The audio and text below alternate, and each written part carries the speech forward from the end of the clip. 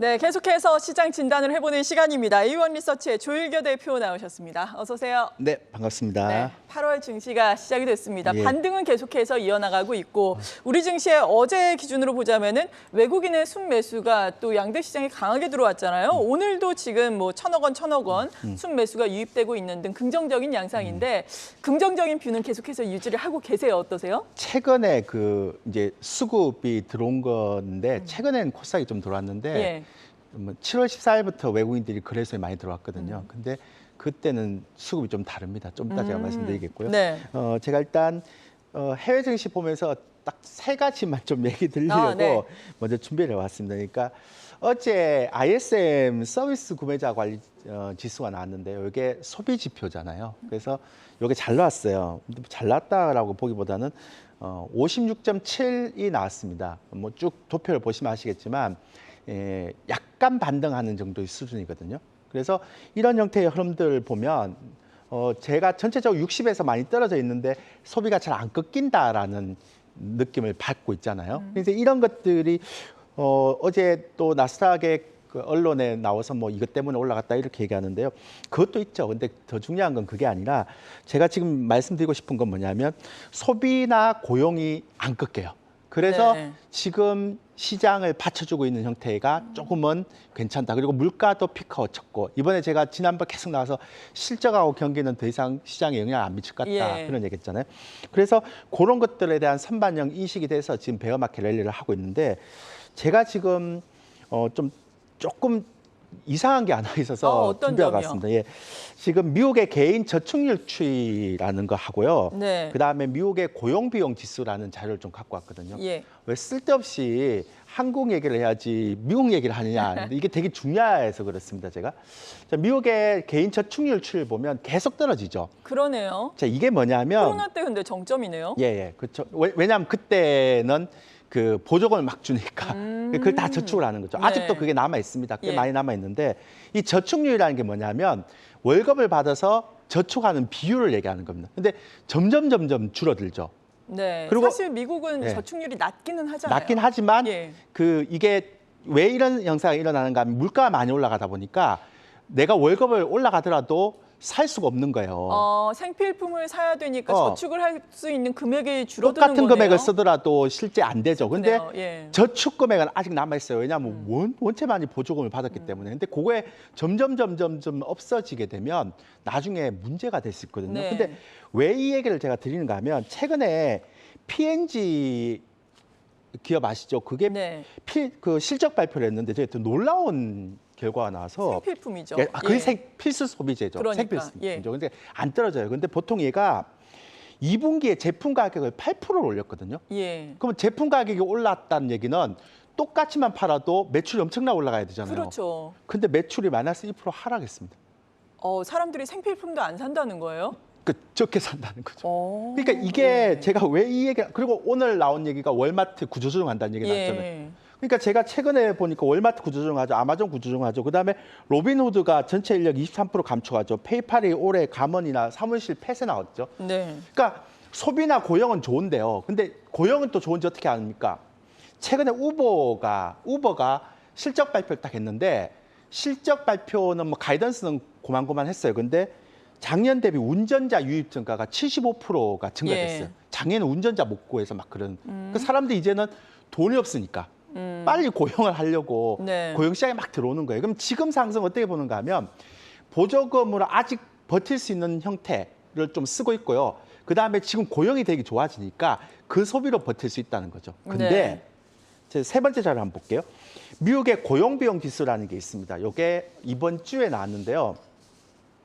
이게 뭐냐면 그러니까 임금은 한번 올라가면 잘 안 떨어져요. 근데 이게 고용 비용 지수가 뭐냐면 사람을 왜 고용을 한 명 쓰게 되면 이게 고용만 쓰게 되는 게 아니라 퇴직연금도 들어야 되고 교통비도 줘야 되고 부가 수당이 이렇게 많은 거죠. 그러겠죠. 그래서 고용을 하나 했을 때 월급 이외에 비용 지수가 이렇게 올라간다는 얘기예요. 그럼 이렇게 계속 올라가면 기업들이 못 견디죠. 코스트가 나오니까. 왜냐하면 네. 경기가 좋으면 괜찮은데 경기가 안 좋으면 어쩔 수가 없잖아요. 그래서 그렇죠. 이거 월요일 날 딱 발표 나고 나서 화요일 날 삼성전자에서 이제 전체적으로 로봇을 산업에 배치하겠다 이 나옵니다. 네네. 제가 왜 이 얘기를 하는가 하면 이런 식으로 계속 가고 그러니까 고용 비용 지수가 계속 가고 임금이 계속 안 떨어지게 되면요.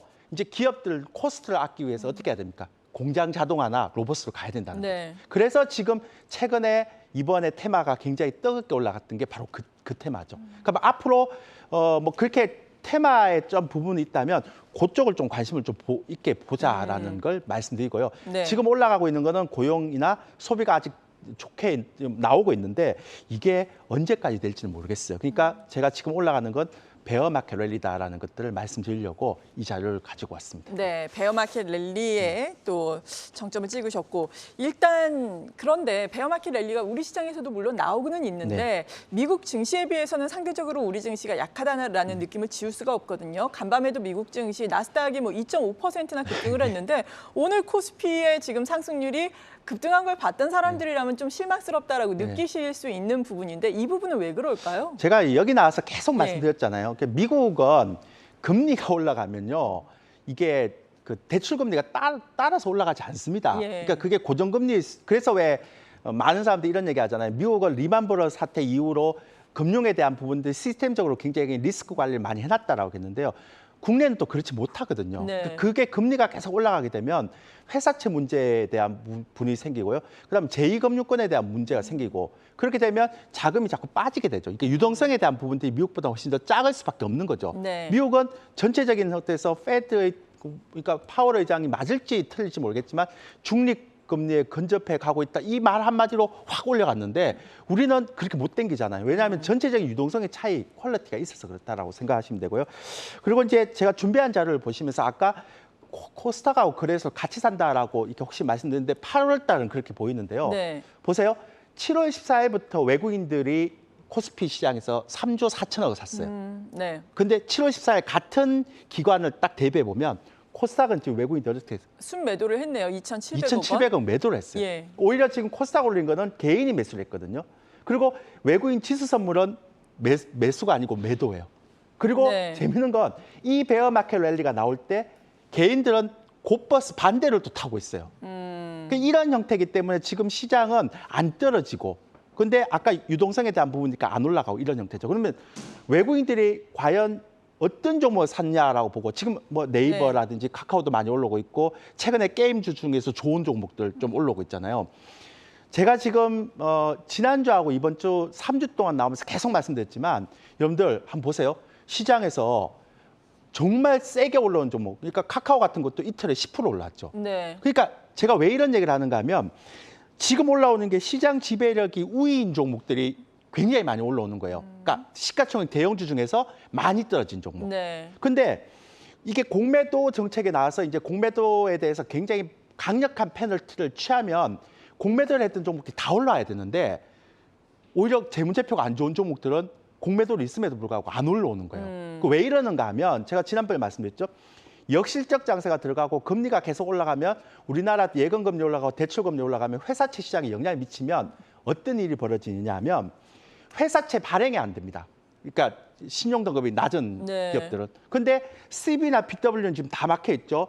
근데 여기서 유상증자 발표해 보세요. 저 기업이 돈이 없는갑다라고 생각해서 주가 폭락하죠. 그럴 수 있죠. 근데 대출을 만약에 4% 받았는데 그게 대출 금리가 계속 올라가 7%면 이자 비용도 안 되는 거예요. 네. 근데 여기서 더 중요한 건 이렇게 경기 침체가 계속 가게 되면 외국인들 입장에서 보면 기업의 상위 지배력 가진 입장에서 보면 가만히 버티기만 하더라도 후발업체 다 죽으면 승자승이 되잖아요. 독식하잖아요. 네. 그러니까 외국인들 입장에서는 그런 시장 지배력 강한 종목들만 계속 살 수밖에 없는 거예요. 어차피 나중에 달러도 떨어지게 되면 환차익도 볼 수 있고 이것도 가격이 싸니까. 그래서 지금 나오는 형태에 보면 대부분 다 보면 뭐냐면 낙폭과대 종목들 중에서 너무 많이 빠졌던 대형주가 쫙 올라갔다가 네. 다시 떨어지고 또 이쪽이 딱 올라갔다 떨어지고 이런 형태가 맞아요. 나오고 예. 순환매라 그러거든요. 그거를. 그러니까 자금이 별로 없으니까 못 따라주는 거예요. 연속적으로. 그 대신에 한번 올라갔다가 또 다음 순환매가 올라갔다가 다음 순환매가 올라갈 때까지 요건 쉬는 거죠. 그런 형태로 베어마켓 랠리가 나오는 겁니다. 그리고 또 하나는 상대적으로 마켓시어가 2위나 후발업체들 이런 종목들 그리고 재무제표가 없는 종목들은요 올라왔다가 오히려 올라간 거 이상으로 꺾여버려요. 네. 그러니까 이런 형태들이 나오고 있다는 건 여러분들한테 제가 3주 동안 계속 말씀드렸지만 제발 재무제표가 안 좋은 종목들 이런 것들, 그다음 회사채 신용등급이 낮은 종목들, 이런 종목들은요, 아무리 올라온다 하더라도 빨리빨리 교체해줘야 된다라는 거. 이게 나중에 베어마켓 랠리가 끝나잖아요. 네. 그 나중에 이제 진짜 경기 침체가 되고 회사 금리가 계속 올라가고 이러면 이쪽 섹터는 경색 오잖아요. 그러면 얘는 정말 굉장히 리스크하죠. 그렇죠. 그래서 제가 지금 말씀드린 건 제발 견디더라도 시장 지배력이 1인 종목들, 좋은 종목들을 사서 견디면 나중에 후발업체들 다 떨어지면 얘네들은 승자승 독식을 하기 네. 때문에 괜찮단 말이에요.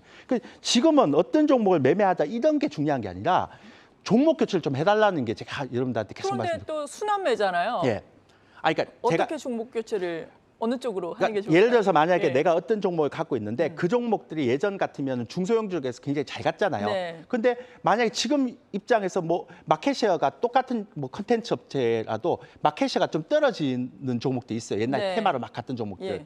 그런 종목들은 버려야죠. 아, 네네. 그러니까 네이버, 카카오 같은 경우는 시장 지배력이 뛰어나잖아요. 그렇죠. 뭐 카카오는 그 국내용이라고 생각하지만 그러니까 얘들 같은 경우는 싸니까 올라오는 거죠. 그러니까 제가 얘기하는 건 네. 이런 형태로만 가면 버틸 수가 있거든요. 네. 하반기도. 근데 만약에 이게 안 되면 버티기가 힘든 거죠. 그러니까 지금은 어떤 종목을 매매해서 내가 수익을 내겠다는 것도 중요하지만 예. 그보다 더 중요한 건 내가 보유하고 있는 종목들에 대한 그 기업 등급, 회사채 등급, 재무제표 이런 것들을 좀 비교해서 이걸 바꿔야 되는지 안 바꿔야 되는지를 좀 봐야 됩니다. 특히나 CB 발행을 굉장히 많이 했는데 네. 주가가 많이 떨어진 거 있잖아요. 그럼 이거 풋옵션 행사하면 돈이 없어요, 지금.